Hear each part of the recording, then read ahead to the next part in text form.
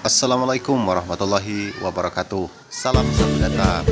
Kembali bersama Ahad Channel 12. Kali ini saya akan berbagi informasi kawan-kawan mengenai soal-soal pilihan P3K Teknis tahun 2024 dalam bidang jabatan, polisi, pamong praja, dan peranata terang tibuk. Untuk lebih jelasnya, simak soal-soalnya sampai selesai kawan-kawan. Semoga kawan-kawan tes nanti lulus dan mendapatkan hasil yang memuaskan. Selamat belajar. Baiklah kawan-kawan, kita akan mulai dari soal yang pertama.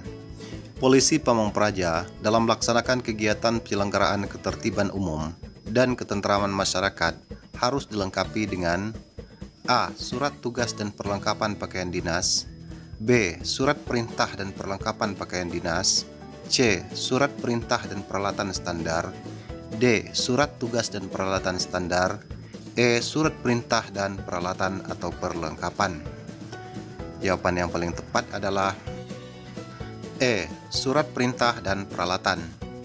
Sesuai pasal 5 Permendagri 26/2020, setiap anggota Pol PP dalam melaksanakan kegiatan penyelenggaraan ketertiban umum dan ketentraman masyarakat harus dilengkapi dengan surat perintah dan peralatan atau perlengkapan. Selanjutnya soal nomor 2.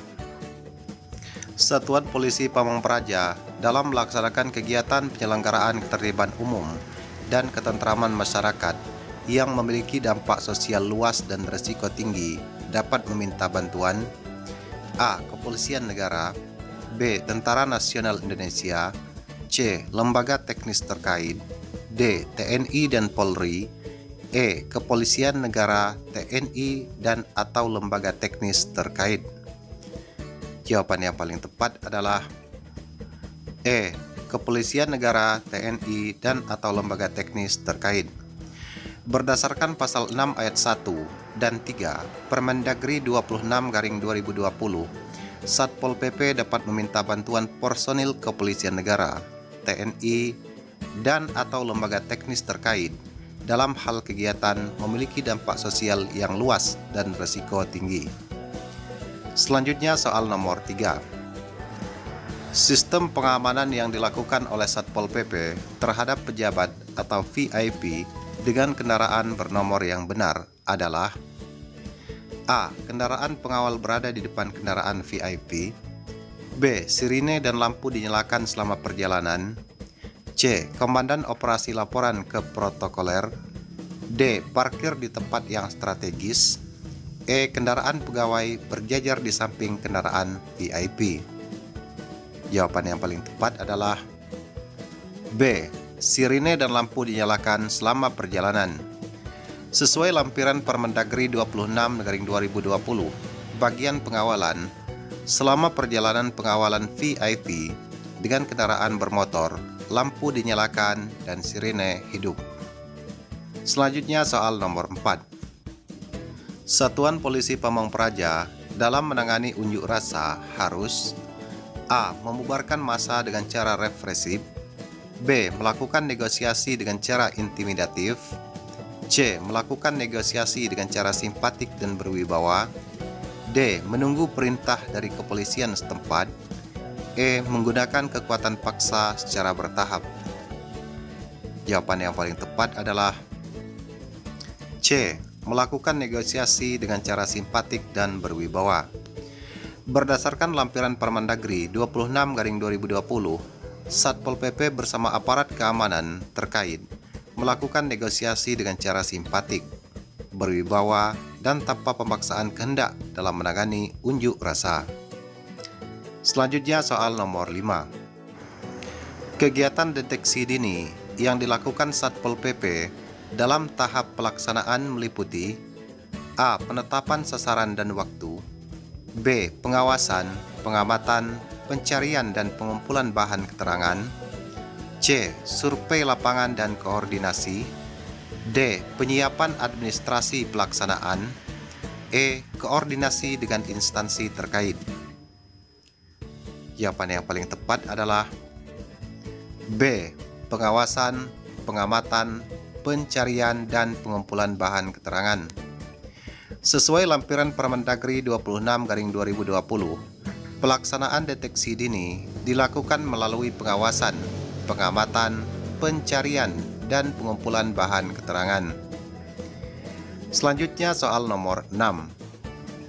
Patroli khusus yang dilakukan Satpol PP adalah penugasan yang A. Dilakukan secara rutin sesuai jadwal, B. Bersifat represif atas perintah khusus Kepala Satpol PP, C. Dilaksanakan pada kawasan tertentu, D. Menggunakan kendaraan bermotor, E. Melibatkan seluruh personil Satpol PP. Jawaban yang paling tepat adalah B. Bersifat represif atas perintah khusus Kepala Satpol PP. Berdasarkan lampiran Permendagri 26/2020, patroli khusus adalah penugasan patroli yang diperintahkan secara khusus oleh Kepala Satpol PP yang bersifat represif atau penindakan di lapangan. Kemudian selanjutnya soal nomor 7. Polisi Pamong Praja dalam melakukan pengamanan aset daerah harus A. Melakukan pendataan aset dan bukti kepemilikan, B. Berkoordinasi dengan TNI atau Polri, C. Membuat pos jaga permanen, D. Melakukan patroli rutin 24 jam, E. Memasang CCTV di setiap sudut. Jawaban yang paling tepat adalah A. Melakukan pendataan aset dan bukti kepemilikan.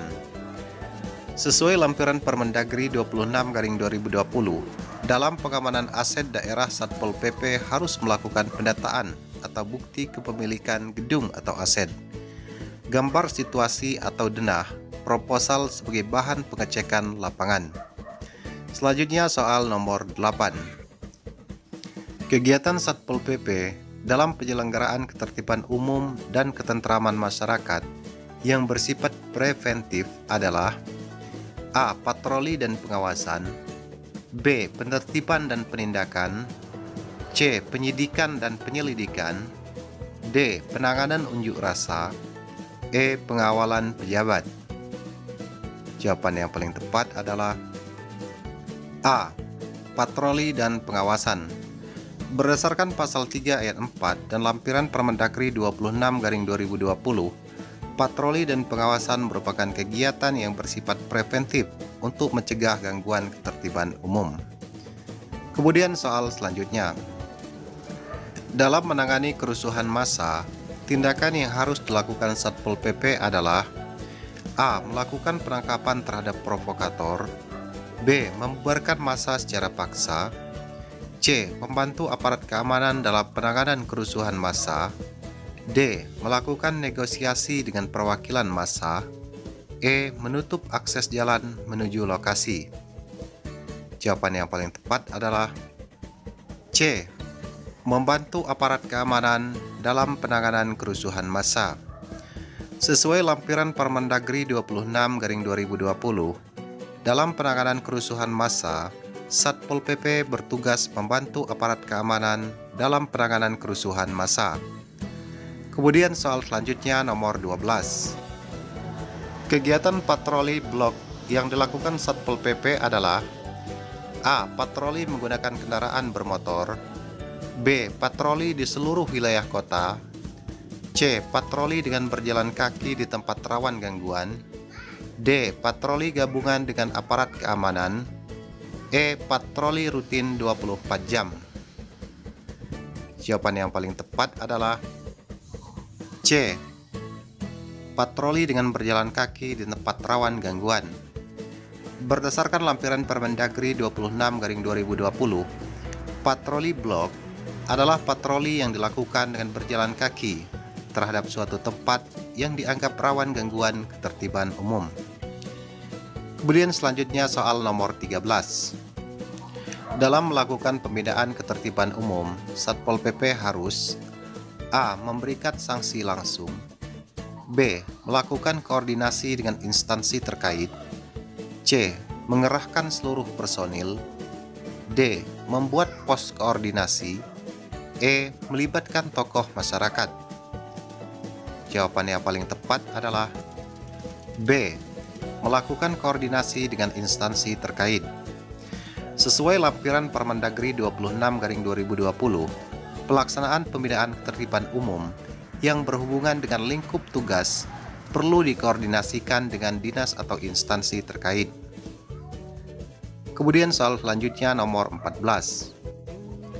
Sasaran kegiatan pengawalan yang dilakukan Satpol PP meliputi A. Pengawalan unjuk rasa, B. Pengawalan kegiatan sosial, C. Pengawalan pejabat atau VIP, D. Pengawalan kegiatan masyarakat, E. Pengawalan transportasi umum. Jawaban yang paling tepat adalah C. Pengawalan pejabat atau VIP. Berdasarkan lampiran Permendagri 26/2020, pengawalan Satpol PP ditujukan kepada para pejabat atau orang-orang penting atau VIP. Selanjutnya soal nomor 15. Dalam melakukan penertiban PKL, tahap perencanaan yang harus dilakukan Satpol PP adalah A. Melakukan pendataan jumlah PKL, B. Berkoordinasi dengan organisasi PKL, C. Menetapkan sasaran, waktu, dan metode penertiban, D. Menyiapkan lokasi relokasi, E. Membentuk tim gabungan. Jawaban yang paling tepat adalah C. Menetapkan sasaran, waktu, dan metode penertiban.